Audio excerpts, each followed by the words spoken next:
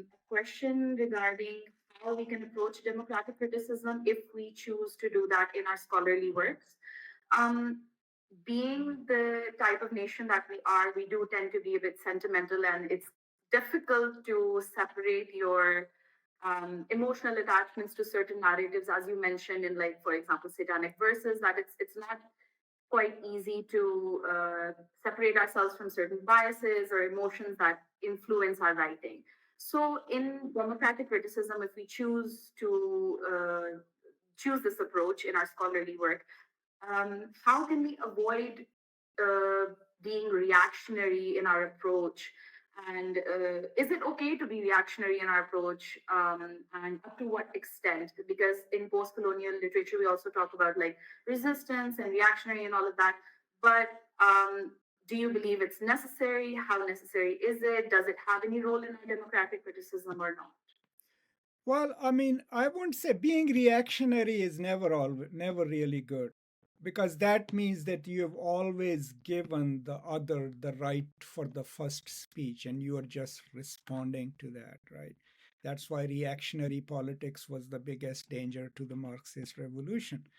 Uh, I would say there is no harm in being passionate in your scholarship, right? In being eloquently passionate, right? There is some, beauty in positive rage, right?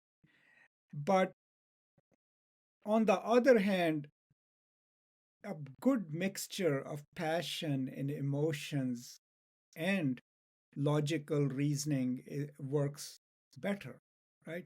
So think of when you studied rhetoric, when they taught you writing, there are three ways in which we offer our points of view. So we have ethos, which relies on our own ethical standing as a person or as a scholar. We have logos, which is the logical reasoning about any given topic. And we have pathos, right? The passionate representation of facts or whatever. So a good work then will have a mixture of all of these. Logos, in a sense, if you're a Pakistani writer responding to something that has come out of an American book or American text, you place yourself, right? I am a Pakistani woman, 21st century. I live in Islamabad. This is what I do. You are placing yourself, you're mobilizing your grounding, right? And then you say, this is how I read it. You're teaching the other side. You have said something about my culture.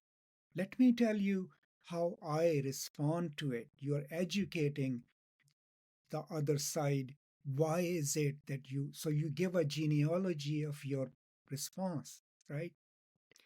And then you bring in passion as well and you connect it. So it would be like a choreography, right? You have to have a beautiful mix of logic, your own credibility as an author or as a writer, and and a passionate argumentation for something.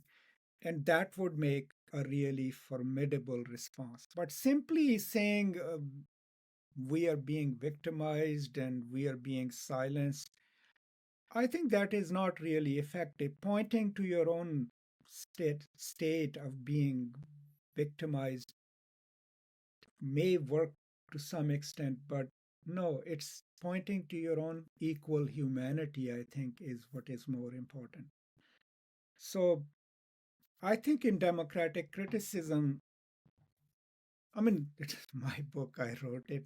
What I liked was that I was not afraid of being funny at times, but also being critical of my own self.